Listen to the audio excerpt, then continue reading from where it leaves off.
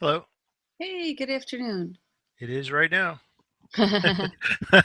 No, we got what we were looking for. We got pretty much to the T what we're looking for, where we said the first push lower was a better buy than buying the first push higher.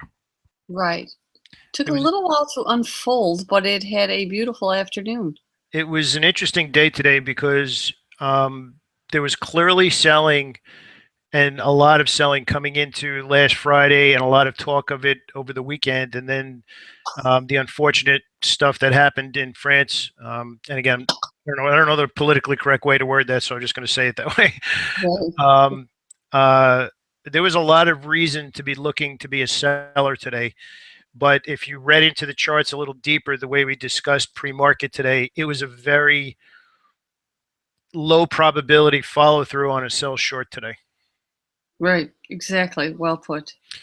So obviously November 16th, Trading Education Blogs, being brought to you by Pete and Marion. Try a new intro. So I guess we'll go. We'll take a look at what we mean by that to give coming into today a little bit of perspective.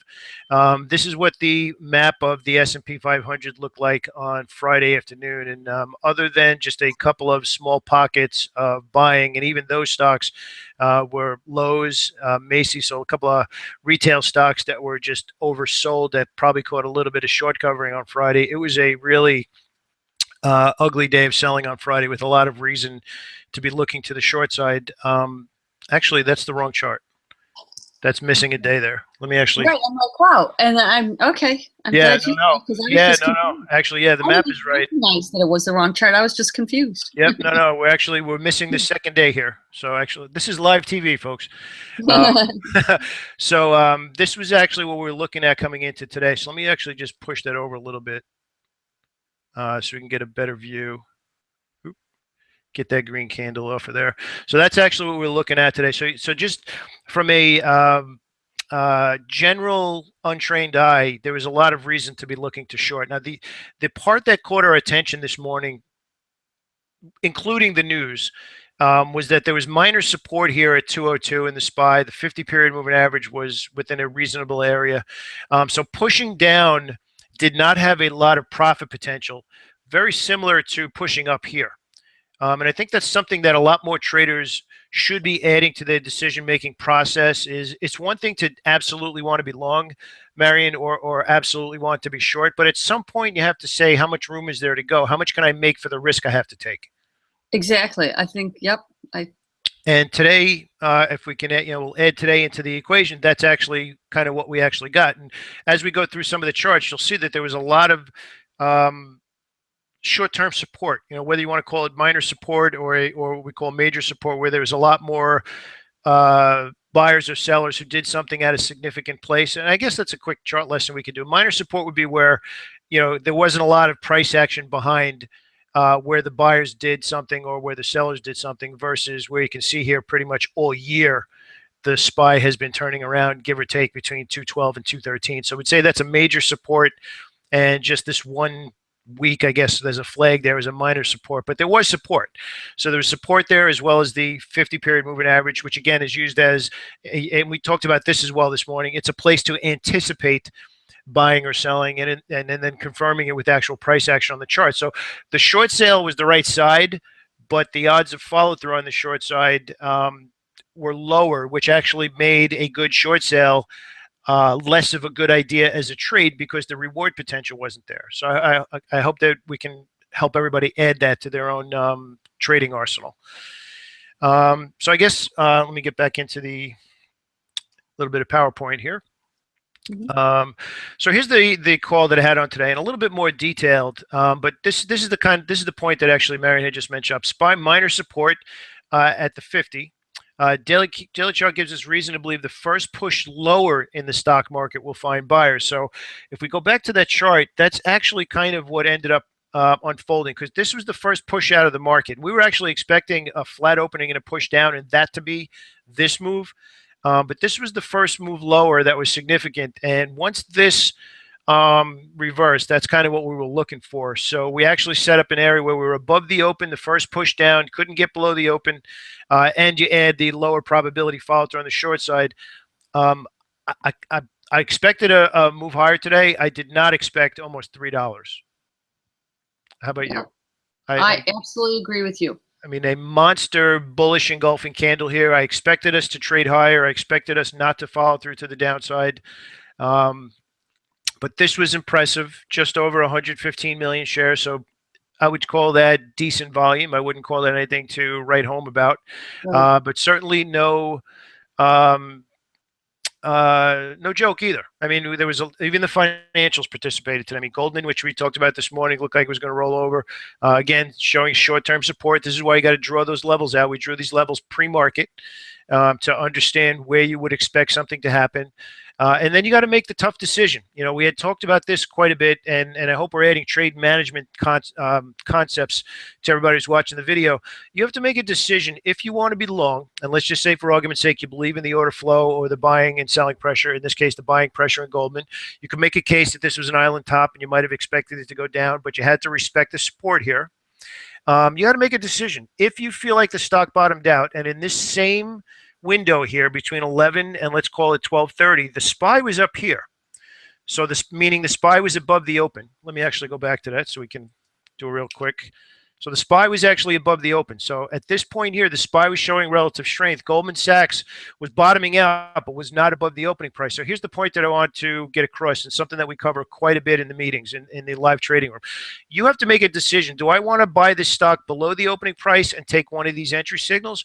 Or do I wait for a little more confirmation for this stock to turn positive on the day from the open and then take one of the signals from here to here? Now, the answer to that really depends on how much you believe in the longer term order flow. The more price action you have in the direction of your intraday entries, that will determine whether or not you can be aggressive down here below the open, or if you want to be a little bit more conservative and wait for it to get above here.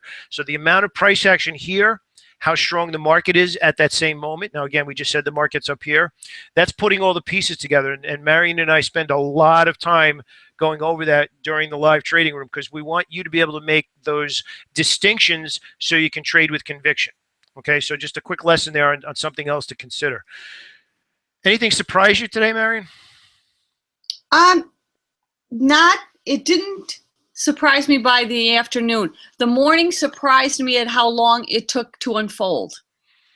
I was actually not disappointed in it, because I thought the longer it was going to take, the better chance we had of having a nice trend day. And I think I mentioned it several times. This is good. This is good. Just wait. Be patient.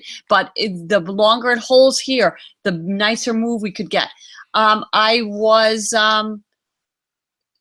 saw you just put Facebook up. I was not surprised Facebook actually turned positive, even if it was just barely positive, but now we have a really nice hammer on that. The news of the insider selling was, pretty powerful, but it shows the strength of that stock. Yeah, I thought that we probably mentioned it from 10 o'clock to 11 o'clock today. Be patient, be patient, be patient. And this is why.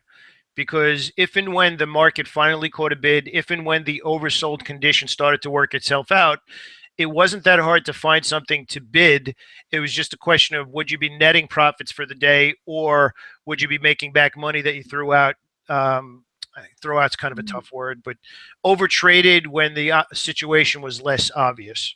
Right. And that's a really big lesson that we teach over and over and over again in the room, because we've been through it where, look, let's face it, we've had multiple discussions about, well, when you're in front of the screen, it's very difficult to not do something. Now, of course, we'll get email basically saying, no, I'm superhuman. Whatever. We're talking about the humans. Okay. It's very difficult to do. I mean, I remember when I was managing and doing a lot of other things, when I had other responsibilities, the only way for me not to trade is I had to log out of the software. But if you go through your P&L and you really start to dig into your reports on a daily, and let's say you do it on a Saturday, you go over Monday through Friday, you will see that those mediocre trades, when it's not a screaming buy or screaming sell short, are the ones that are eating away from the difference between, taking home that holy cow look what I'm bringing to the bank versus, oh, that's it, all month trading and that's all I took home. Those over trades or the let's call them mediocre trades, because over trading maybe just being a little more active. It's allowing yourself to take trades that aren't really quote unquote doing what you want them to do until they do, and then when you're around for that, that's when your game plan follows through and you're ready for it. I think that's really the point. We spent a lot of time between 8:45 and I would even say 10 o'clock today saying, here's the game plan. That's what we're looking at. Here's the game plan. This is what we're looking at. And the afternoon actually paid off pretty well. Again, just a question of whether you traded something above the opening price or below, and then to take it even a step further, what was outside of the previous day's range. You know, we were looking at Monsanto today, which was showing relative strength the entire day. Didn't quite give us a monster trend in the afternoon, but it was one of the few that was outside the previous day's range while the market was weak. So what are you looking at for tomorrow? Well, actually, a stock I want to bring up because you brought it up this morning. You said, I think this should be on everybody's radar at Netflix. Yes, what a reversal, huh? Yeah, and you had called that out early, so I hope everyone was paying attention to you. We did. We actually did have a couple of sell shorts today that followed through, but it seemed like they didn't have that oomph behind them on the short side, which is, I know that's hard to quantify, but you could tell when they're not. Again, I guess the best way to quantify that is when they're not doing what they're supposed to do. In other words, the VIX. Let's say the VIX is going higher, and they should be going down with a little more velocity, and they're not. That kind of just, and you could see that in the ticks and the trend too. Like we go back to during the day to get confirmation, but really good follow through in Netflix. And now you have to assume we're going to make a run at 115 again. I mean, it's been the level. Can we get back up there? I mean, really, $9 reversal. Yeah, amazing. Yeah, absolutely. And again, if you're not in the room with us, there's two different types of stocks you're going to have in your list. You're going to have the list that meet your daily scanning criteria every day, and then there's going to be a separate smaller list of stocks that have to be in your list every day no matter what, kind of like the Apple, the Netflix, a couple of stocks like that, because of the liquidity and volatility they give on a daily basis. Now, to be fair, we did comment in the room this morning that Netflix was opening kind of in the middle of this trading range, so you can kind of see clearly, but we also did say pay attention to where it is from the open, pay attention to where it is from the 50, and then keep an eye on what the market does, and you might be able to get a good trend out of it just for that reason, because it's one of those quote-unquote stocks that have to be in the universe no matter what. So there was some opportunity today prior to the market bouncing, but obviously a much more everybody on the same boat in the afternoon. Right. It's kind of a muted morning. Yeah, actually, great way to word it.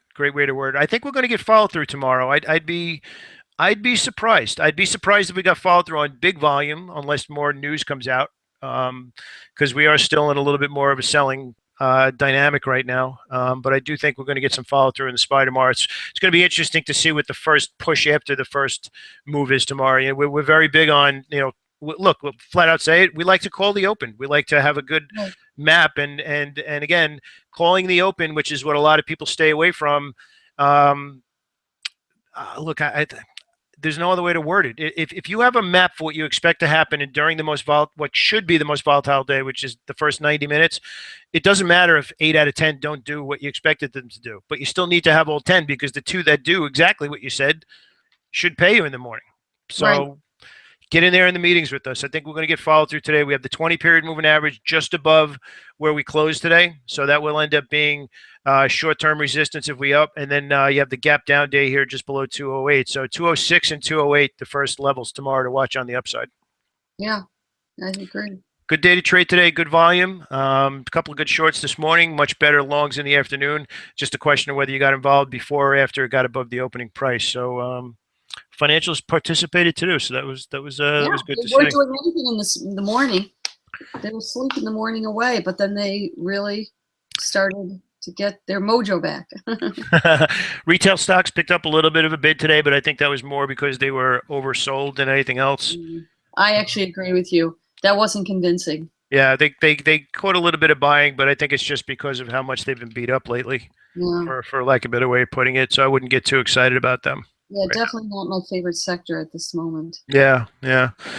So I think that's it. I think we're good to go for tomorrow. We got 206, 208 as the first targets to the upside. As long as we stay above the opening price, I think we have a pretty good reason to look for bidding into both of those levels.